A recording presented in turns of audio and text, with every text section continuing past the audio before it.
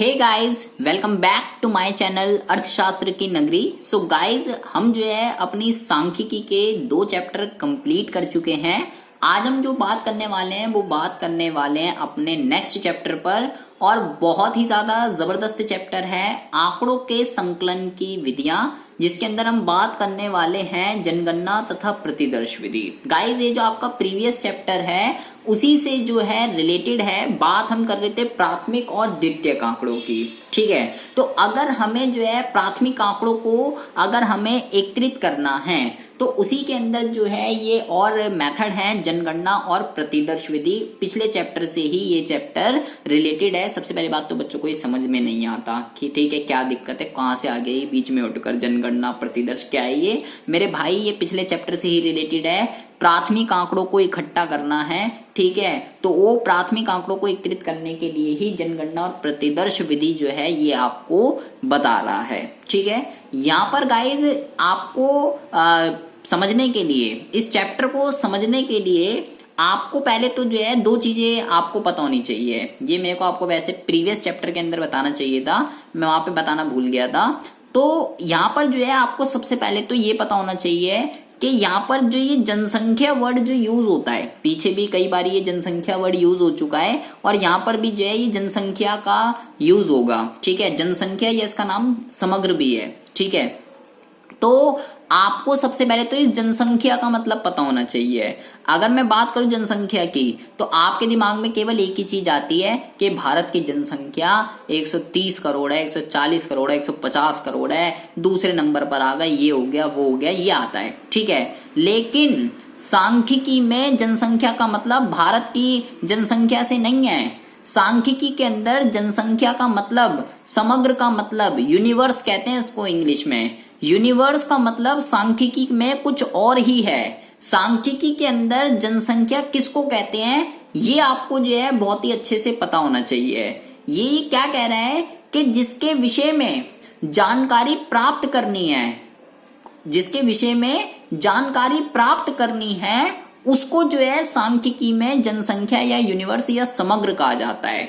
For example के लिए मुझे जो है मेरे कॉलेज के अंदर मान लीजिए 2000 बच्चे हैं और मुझे जो है उनका फैमिली बैकग्राउंड के बारे में जो है मुझे जानना है, ठीक है। तो भाई अगर मुझे उनके फैमिली बैकग्राउंड के बारे में जानना है तो वो जो 2000 बच्चे हैं, वो जो 2000 बच्चे हैं जिनके बारे में मुझे सूचनाएं प्राप्त करनी है, वो मेरा यूनिवर्स है, वो मेरी जो है जनसंख्या कहलाएगी, ना कि मैं भारत की जनसंख्या की बात कर रहा हूं। सबसे पहले बात तो आपको यूनिवर्स और पॉपुलेशन का मतलब पता होना चाहिए कि जिसके विषय में आप जो है जानकारियां एकत्रित कर रहे हो उसको कहते हैं। तो वो जो 2000 बच्चे हैं वो क्या कहलाएंगे, वो कहलाएंगे मेरा जनसंख्या, मेरा यूनिवर्स, ठीक है जी। अब यहाँ पर आपको जो है 2 चीजें समझनी है। एक है जनगणना और दूसरा है प्रतिदर्श। सेंसस और सैंपल का क्या मतलब होता है गाइस, ये बहुत ही ज्यादा इंपॉर्टेंट है। देखिए सबसे पहले इसको भी छोड़ दीजिए, पहले चलो यही देख लीजिए। पहले सांख्यिकी अनुसंधान की विधियां, मैंने यहाँ पे जो है 2 विधियां लिखी है, एक लिखी है जनगणना विधि और एक लिखी है प्रतिदर्श विधि। सबसे पहले हम बात करने वाले हैं जनगणना विधि के बारे में। कह रहा है ये वह विधि है जिसमें किसी अनुसंधान से संबंधित समग्र या जनसंख्या की, अभी मैंने आपको बता दिया क्या होता है इसका मतलब, समग्र या जनसंख्या की प्रत्येक मद के संबंध में आंकड़े एकत्रित किए जाते हैं तथा इसके आधार पर निष्कर्ष निकाले जाते हैं, उसको कहते हैं जनगणना विधि। अब इसका क्या मतलब हुआ ये बिल्कुल आपके ऊपर से गया होगा। मैंने आपसे बोला कि मेरे कॉलेज में 2000 बच्चे हैं और मुझे उनके फैमिली बैकग्राउंड के बारे में जानना है, तो ये कह रहा है कि वो जो 2000 बच्चे हैं वो आपका समग्र है, वो आपकी जनसंख्या है। अगर आप एक एक बच्चे के पास जाकर, बहुत ही ध्यान से सुनना है, अगर आप एक एक बच्चे के पास जाकर उनके फैमिली बैकग्राउंड के बारे में पता करते हैं तो वो आप जो मेथड अडॉप्ट कर रहे हैं उसका नाम है जनगणना विधि। क्योंकि जनगणना विधि के अंदर क्या होता है, आप कह रहे हैं प्रत्येक मद के संबंध में आंकड़े एकत्रित किए जाते हैं। एक एक बंदे के पास जो है जाया जाएगा, एक एक बंदे से यहाँ पर जो है उसके फैमिली बैकग्राउंड के बारे में पूछा जाएगा और उनसे जो है सूचनाएं एकत्रित की जाएंगी। इस तरह से जब हम आपके यूनिवर्स के अंदर जितने भी मद हैं, जितने भी आइटम्स हैं, आप 1 बाय 1 एक एक के पास जाते हो और उनसे सूचनाएं एकत्रित करते हो, तो ऐसे मेथड को हम जो है सेंसस मेथड या जनगणना विधि कहते हैं। ठीक है जी। लेकिन बात करते हैं अगर दूसरे की, मैं यही समझा देता हूं, आपको दोनों का मतलब पता चल जाएगा। सैंपल का मतलब आपको पता होना चाहिए। देखिए अब आ जाइए इधर, दूसरा ना है प्रतिदर्श विधि। तो प्रतिदर्श का क्या मतलब है? कह रहा है समग्र का केवल एक भाग होता है। सैंपल क्या है? प्रतिदर्श को क्या कहते हैं? सैंपल कहते हैं। प्रतिदर्श जो है समग्र या जनसंख्या या यूनिवर्स, कह रहा है इसका केवल एक भाग होता है, केवल उसका एक पार्ट है, परंतु ये वह भाग होता है जो समस्त जनसंख्या की विशेषताओं का प्रतिनिधित्व करता है। ये क्या कह रहा है गाइस? ये कह रहा है कि मैंने अभी आपसे बोला कि मुझे जो है कॉलेज के 2000 बच्चों का फैमिली बैकग्राउंड जानना है, मुझे जो है अपने कॉलेज के बच्चों का फैमिली बैकग्राउंड जानना है। तो अगर मैं एक एक बच्चे के पास जाऊंगा तो उसको तो कहेंगे जनगणना विधि। लेकिन अगर मैं एक एक बच्चे के पास ना जाकर केवल कुछ बच्चों के पास जाता हूं, केवल कुछ बच्चों के पास जाता हूं और वो बच्चे हैं जिनसे अगर मैंने उनका फैमिली बैकग्राउंड पता किया तो मुझे सबका फैमिली बैकग्राउंड पता चल जाएगा। मतलब कि इस लाइन का क्या मतलब है? जो समस्त जनसंख्या की विशेषताओं का प्रतिनिधित्व करते हैं। अब मान लीजिए उस 2000 बच्चे में से मैंने कुछ बच्चे चुन लिए, तो वो जो मैंने कुछ बच्चे चुने हैं वही क्या कहलाएंगे? वही सैंपल कहलाएंगे, प्रतिदर्श कहलाएंगे। मुझे एक एक बच्चे के पास जाने की जरूरत नहीं है और उनका फैमिली बैकग्राउंड पूछने की जरूरत नहीं है। मैं क्या करूंगा? कुछ ही बच्चों से पूछा और उन्हीं बच्चों ने जो इन्फॉर्मेशन दी उसी के बेस पर मैंने क्या करा? उन 2000 बच्चों के फैमिली बैकग्राउंड के बारे में पता कर लिया। लेकिन वो जो मैं बच्चे चुनूंगा वो बच्चे ऐसे होने चाहिए जो ये देखो क्या लिखा हुआ है, जो जनसंख्या की विशेषताओं का प्रतिनिधित्व करता है। वो जो बच्चे मैं चुनूंगा, कितने भी चुनूं, लेकिन वो ऐसे होने चाहिए जो सभी के बैकग्राउंड के बारे में बता दे। यहाँ पर अगर आपने सैंपल गलत चुन लिए, अगर बच्चे गलत चुन लिए और उसके बेस पर आपने डिसीजन ले लिया, तो भैया ये आपके लिए बहुत ही ज्यादा दिक्कत हो जाएगी, निष्कर्ष गलत निकलेगा। अभी एक और बताऊंगा आपको एग्जांपल, जिससे आपको पूरा समझ में आ जाएगा। फिलहाल यहाँ पे आ जाइए। जनगणना विधि के अंदर एक एक आइटम के पास जाकर, एक एक मद के पास जाकर सूचना एकत्रित की जाती है, इसलिए इसको जनगणना विधि कहते हैं। प्रतिदर्श विधि के अंदर एक एक आइटम के पास नहीं जाता, केवल कुछ कुछ के पास जाते हैं, जिसे सैंपल कहते हैं, प्रतिदर्श कहते हैं, वहीं से आंकड़े एकत्रित हो जाते हैं। तो इस वजह से इसके गुण, इसके अवगुण और इसकी उपयोगिता की बात करें तो क्या है? इसके गुण की अगर हम बात करें तो भैया विश्वसनीयता तथा शुद्धता। इसका क्या मतलब होता है? भाई एक्यूरेसी रहेगी और विश्वसनीय होगी, हम ट्रस्ट कर सकते हैं। क्यों? क्योंकि एक एक मद के पास जाकर जो है सूचनाएं एकत्रित होती है, इसलिए ये बहुत ही ज्यादा एक्यूरेट होती है। पक्षपात की जो है यहाँ पर कम संभावनाएं होंगी। क्यों? केवल क्योंकि पक्षपात की संभावना क्यों नहीं होगी? क्योंकि किसी पर्टिकुलर के पास थोड़ी जाया जा रहा है, यहाँ तो सूचनाएं जो है सभी से एकत्रित की जा रही हैं, सभी से आंकड़े एकत्रित किए जाएंगे, इसलिए यहाँ पर जो है पक्षपात की कोई भी संभावना नहीं होती। साथ के साथ कह रहा है विस्तृत सूचना। विस्तृत सूचना का क्या मतलब है? कि मैं पता करने गया था उनके फैमिली बैकग्राउंड के बारे में, 2000 बच्चों के पास पता करने गया था उनके फैमिली बैकग्राउंड के बारे में, लेकिन मुझे जो है फैमिली बैकग्राउंड के साथ साथ उनकी, ये कह सकते हो, उनकी एज, उनकी इनकम, उनका बिजनेस, ये सारी की सारी चीजें जो हैं ये भी मुझे पता चल गई। तो इसको क्या कहते हैं? इसको कहते हैं कि जो मैं पता करने गया था उसके साथ साथ और भी इंफॉर्मेशन आपको मिल जाएगी, रिलेटेड इंफॉर्मेशन भी कह सकते हो। साथ के साथ ये कह रहा है विभिन्न विशेषताओं का अध्ययन। इसका क्या मतलब होता है? इसका ये मतलब है कि जब आपकी जनसंख्या जो है, आपका जो यूनिवर्स है, उसकी जो मदें हैं वो जो है ये कह सकते हो काफी अलग अलग है, काफी डिफरेंट है, तो भाई वहां पर जो है आपको जनगणना विधि का ही यूज करना पड़ेगा।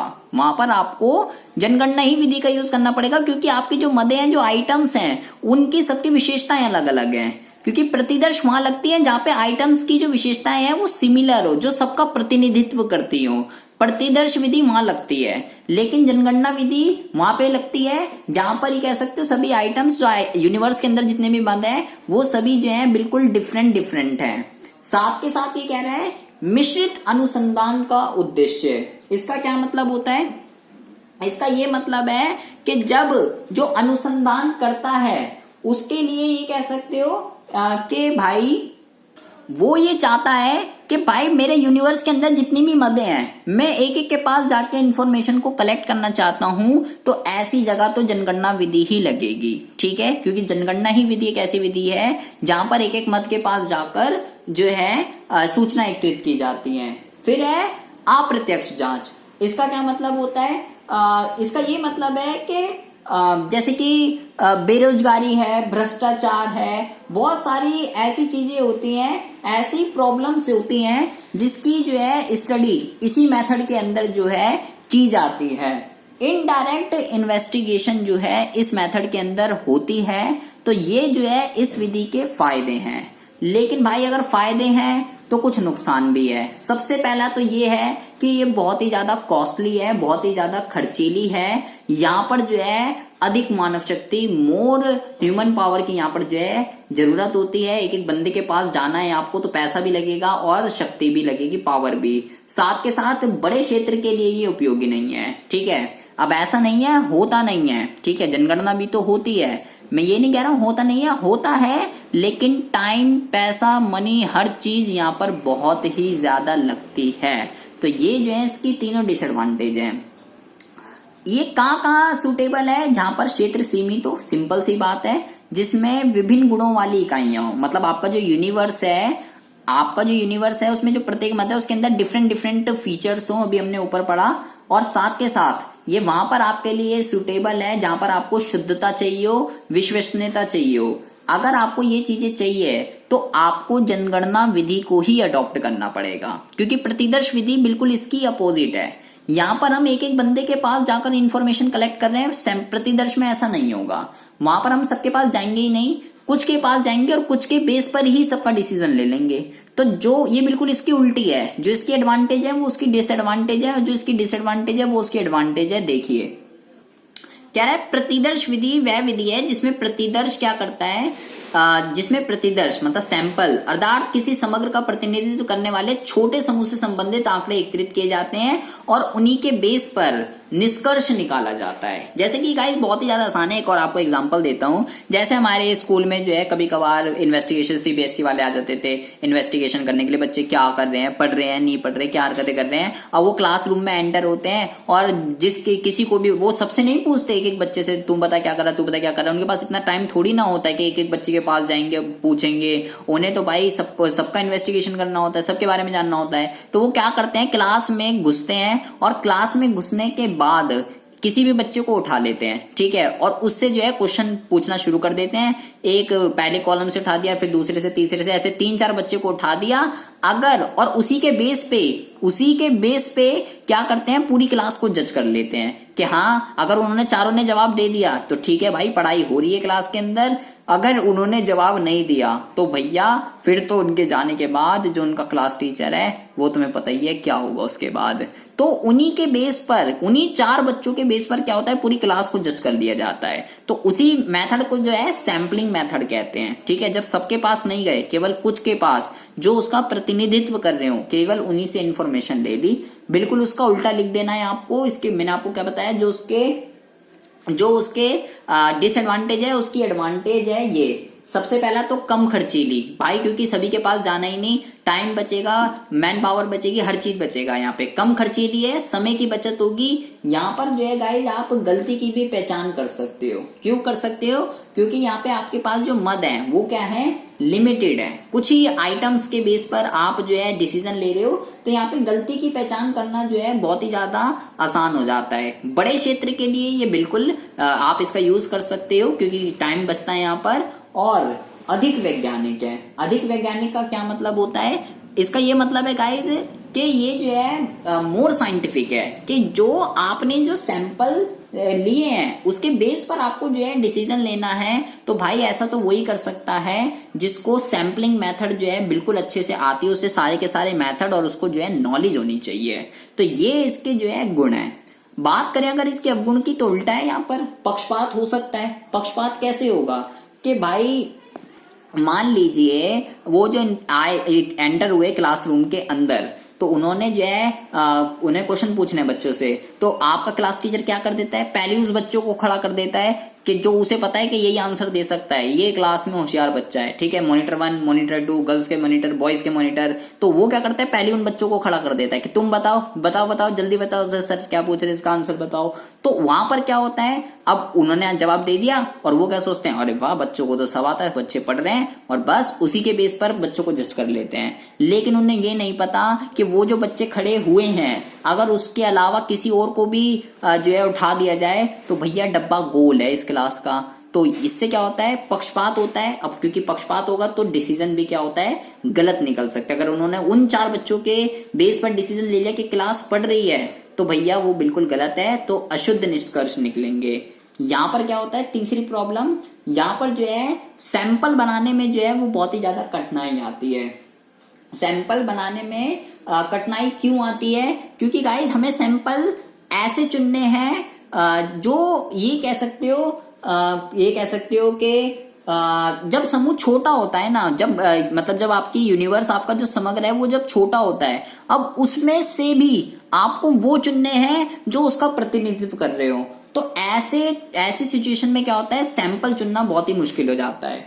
फिर कह रहा है प्रतिनिधित्व प्रतिदर्श के चुनाव में कठिनाई। इसका क्या मतलब होता है कि इसका भी वही मतलब है, ठीक है, कि भाई जो सैंपल है, सैंपल ऐसे होने चाहिए जो सबका प्रतिनिधित्व कर रहे हो। अगर आपने ऐसा नहीं करा, सैंपल ऐसे चुन लिए जो सबका प्रतिनिधित्व नहीं कर रहे, तो डिसीजन जो है आपका गलत हो जाएगा, ठीक है। और फिर कह रहा है विशिष्ट ज्ञान। विशिष्ट ज्ञान का क्या मतलब हो गया कि आपको जो है यहाँ पर नॉलेज होनी चाहिए, स्पेशलाइज्ड नॉलेज होनी चाहिए। आपको एक सैम्पलिंग मेथड, इसके भी मेथड होते हैं प्रतिदर्श विधि के, कई सारे मेथड हैं, 6 मेथड होते हैं, नेक्स्ट वीडियो के अंदर हम डिस्कशन करेंगे। तो आपको जो है सभी मेथड के बारे में नॉलेज होनी चाहिए। अगर आपको नॉलेज नहीं है तो भैया आपके लिए मेथड यूजफुल नहीं है। सुटेबल कहाँ है ये, जहां पर विस्तृत क्षेत्र हो, आपको शुद्धता की जरूरत ना हो, जहां समग्र की सभी इकाइयां एक जैसी होती हैं, मतलब आपके जो यूनिवर्स के अंदर जितने भी आइटम है सब के फीचर एक जैसे हैं, और विभिन्न इकाइयों के अत्यधिक परीक्षण की आवश्यकता ना हो। मतलब कि आपको जो है सब बंदों के पास जाने की जरूरत नहीं है, कुछ ही के बेस पर आप डिसीजन ले लोगे। तो अगर आपकी रिक्वायरमेंट कुछ ऐसी है तो आप इस मेथड का जो है यूज कर सकते हो, ठीक है जी। तो ये है 2 मेथड। अब एक छोटा सा टॉपिक और है कि प्रतिदर्श के आवश्यक तत्व, इसेंशियल ऑफ अ सैंपल। ये गाइज एग्जाम के पॉइंट ऑफ व्यू से बहुत ही ज्यादा इंपॉर्टेंट है। एग्जाम में ये बहुत बारी आ जाता है कि प्रतिदर्श के आवश्यक तत्व बताइए। तो पहला जो इसका आवश्यक तत्व है वो है प्रतिनिधित्व। प्रतिनिधित्व का क्या मतलब होता है, कह रहा है प्रतिनिधित्व जो है वो इस तरीके का होना चाहिए जो ये कह सकते हो कि वो जो है सभी का प्रतिनिधित्व करे। मुझे ऐसे बच्चे चुनने हैं कि जिसके बेस पे मैं डिसीजन ले सकूं। तो गाइस ऐसा तभी हो सकता है जब क्लास में जितने भी बच्चे हैं उन सभी को चुनने की जो पॉसिबिलिटी है, जो पॉसिबिलिटी है, जो अवसर है वो जब समान हो। कोई भी बच्चा चुन सकते हैं वो, अगर टीचर ने खड़ा कर दिया तो गलत है, लेकिन अगर वो खुद चुने, सभी बच्चों को चुनने की अगर इक्वल की पॉसिबिलिटी है तभी ऐसा जो है पॉसिबल हो सकता है। साथ के साथ दूसरा कह रहा है सजातीयता। सजातीय का मतलब का क्या मतलब होता है, सजातीय का मतलब होता है आपका होमोजेनिटी। होमोजेनिटी का मतलब क्या होता है कि भैया जो आपके जो यूनिवर्स है, जो समग्र है, उसकी जो विशेषता है वो एक जैसी होनी चाहिए, आपस में एक जैसी होनी चाहिए। अभी मैंने उपयुक्तता में बताया था कि समग्र की सभी इकाइयां जो है एक जैसी होनी चाहिए, वही है। अगर समग्र की सभी इकाइयां एक जैसी नहीं है, अलग अलग है, भिन्न है, तो आपको जनगणना विधि का यूज करना पड़ेगा। आप ये वाला मेथड जो है नहीं लगा सकते हो। साथ ही साथ जो है स्वतंत्र होने चाहिए। स्वतंत्र होने का क्या मतलब होता है कि जो हम सब इंडिपेंडेंट होने चाहिए, जितने भी आइटम है वो सब इंडिपेंडेंट होने चाहिए। एक को चुनने की जो पॉसिबिलिटी है वो दूसरे पर डिपेंड नहीं रहनी चाहिए। अगर मैं किसी ए को सैंपल चुन रहा हूं तो ए को अगर मैं सैंपल चुन रहा हूं तो बी पे वो जो है डिपेंड नहीं रहना चाहिए, बी ए पर या ए बी पर, कोई किसी पे डिपेंड नहीं रहना चाहिए, सबको समान अवसर दिए जाने चाहिए, सब इंडिपेंडेंट होने चाहिए। साथ ही साथ कह रहा है पर्याप्तता। पर्याप्तता का क्या मतलब होता है कि आपकी जो सैंपल है, आपने जितने भी सैंपल चुने हैं, सैंपल के रूप में जितनी भी इकाइयां आपने चुनी है वो जो है पूरी होनी चाहिए, प्राप्त होनी चाहिए, क्योंकि उसी के बेस पे जो है डिसीजन लेना है आपको। उसी के बेस पे जो है अगर डिसीजन गलत होगा तो भाई उस पर विश्वास कैसे किया जाएगा। आपकी जो है प्राप्तता होनी चाहिए, बिना प्राप्तता आप डिसीजन गलत हो जाएगा, विश्वसनीयता जो है नहीं हो पाएगी। तो ये जो है आपका जनगणना विधि, प्रतिदर्श विधि और प्रतिदर्श के लिए आवश्यक तत्व क्या क्या होने चाहिए, ये हमने जो आज इस वीडियो के अंदर डिस्कशन करा है। इसमें आपको कुछ भी ना आया हो, कोई भी डाउट हो, कोई भी इश्यू हो, आप मेरे को कमेंट बॉक्स में कमेंट कर सकते हैं। चैनल पर पहली बार आए हो तो प्लीज इस चैनल को सब्सक्राइब करके बेल आइकन को जरूर प्रेस कर लीजिए। आपके लिए मैं ऐसी इंटरेस्टिंग वीडियो रोजाना इस चैनल पर अपलोड करता रहता हूँ। मिलते हैं आपसे नेक्स्ट वीडियो में ऐसी इंटरेस्टिंग टॉपिक के साथ, जिसमें हम बात करने वाले हैं प्रतिदर्श विधि के मेथड होते हैं, तो कौन कौन से वो मेथड हैं, किस मेथड के अंदर क्या होता है, उस पर हम जो है डिस्कशन करने वाले हैं। तब तक के लिए have a good day, bye bye, take care.